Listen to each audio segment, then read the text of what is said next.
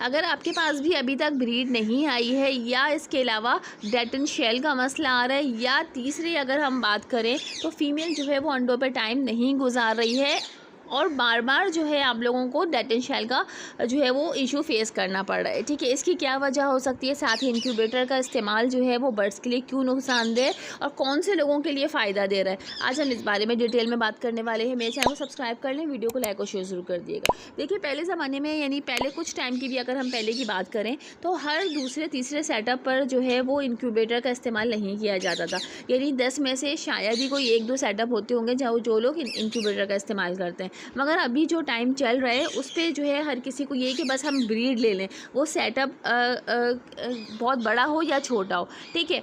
तो अभी जो है शायद ही कोई 1-2 सेटअप होंगे जहाँ पे इंक्यूबेटर का इस्तेमाल नहीं किया जा रहा, वरना हर दूसरे सेटअप पे जो है इंक्यूबेटर इस्तेमाल किया जा रहा है। इंक्यूबेटर इस्तेमाल करने का नुकसानात देखिए ये है कि पहले हम नुकसान की बात कर लेते हैं, उसके बाद फ़ायदे की बारे में बात करेंगे। देखिए, नुकसान जो है वो आवाम का नुकसान हो रहा है, आम बंदों का नुकसान हो रहा है, जो कि बड़े शौक से लेकर जाते हैं पेयर को और फिर उनके पास ब्रीड नहीं आती, क्योंकि इंक्यूबेटर से निकले हुए बच्चे जो हैं वो ब्रीड नहीं करते। अगर मेल है तो उसमें अनफर्टिलिटी का मसला लाजमी आता है, फिर हम उसको कितनी ही दवाइयाँ क्यों ना दे लें तो वो उसमें फर्टिलिटी आती नहीं है। और अगर मादा की बात करें तो मादा जो है वो अगर बॉक्स में टाइम गुजारती भी है, यानी उसने ब्रीड कर ली और अंडे दे दिए, मगर फिर वो प्रॉपर जो है अगर बॉक्स में टाइम भी गुजारती है तो वो बच्चों को सही से जो है वो हीट नहीं दे सकती, यानी अंडों को वो हीट नहीं देगी, जिसकी वजह से हैचिंग नहीं हो पाती है। तो जो बच्चे इंक्यूबेटर से निकले हुए होते हैं वो ब्रीड नहीं करते, ठीक है। इस वजह से हर दूसरे तीसरे लोगों को जो है जो बड़े शौक से लेके जाते हैं उनको ये प्रॉब्लम फेस करना पड़ रही है, क्योंकि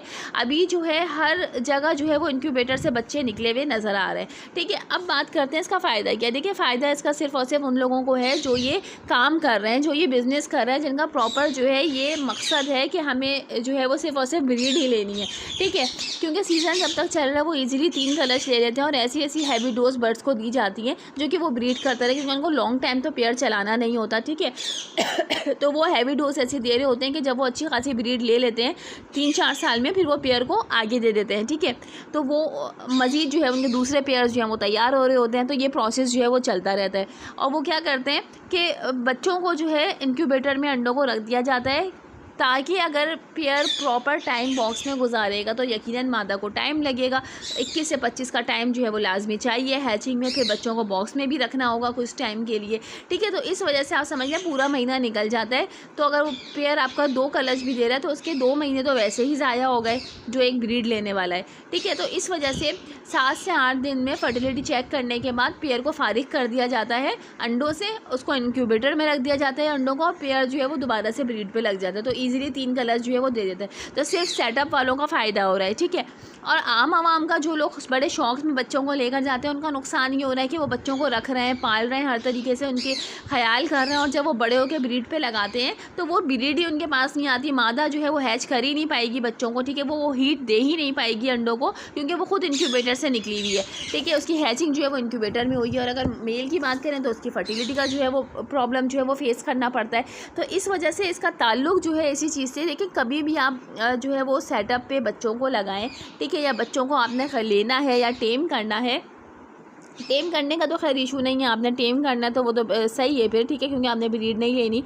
तो आपने क्या करना है कि ये बच्चों को ऐसी जगह से आपने ख़रीदना है जहाँ पे आपको कंफर्म हो कि बॉक्स में से बच्चे निकाले गए हैं, वो इंक्यूबेटर में जो है उनकी हैचिंग नहीं हुई है, प्रॉपर पेयर ने क्रॉस करके उसके बाद जो है मादा ने अंडों को टाइम दिया है, उसके बाद उसकी हैचिंग हुई है। तो इस तरह के बच्चे जो है आप अगर लेके और ब्रीड पे लगाएंगे तो वो बेस्ट ब्रीड करेंगे, क्योंकि उसका पूरे प्रोसेस से जो है वो गुजर चुके हैं, ठीक है। इंक्यूबेटर में जो है वो 7 से 8 दिन के अंडे रख दिए जाते हैं, फिर वो इंक्यूबेटर में जो है वो उसकी हैचिंग हो रही होती है। तो इस वजह से ये प्रॉब्लम लोगों को बहुत फेस करना पड़ी है। जिनके पास 10 जोड़े हैं उनके पास सिर्फ 3 या 4 जोड़े जो है वो ब्रीड कर रहे हैं, बाकी जो है मादा का और नर का जो है वो अलग अलग मसले, अलग अलग इश्यूज़ देखने में आ रहे हैं, ठीक है। तो आज की वीडियो बनाने का मकसद सिर्फ यही था कि मैं आपको थोड़ी बहुत नॉलेज दे सकूँ कि आप लोग जो है इस चीज़ से थोड़ा सा एहतियात करें, ठीक है। पेयर भी वहीं से लें जहाँ से आपको कंफर्म हो कि वो सही ब्रीड करता हुआ आ रहा है, मादा जो है वो सही टाइम देती है, प्रॉपर टाइम देती है बॉक्स में, और फिर उसके बाद हैचिंग होती है।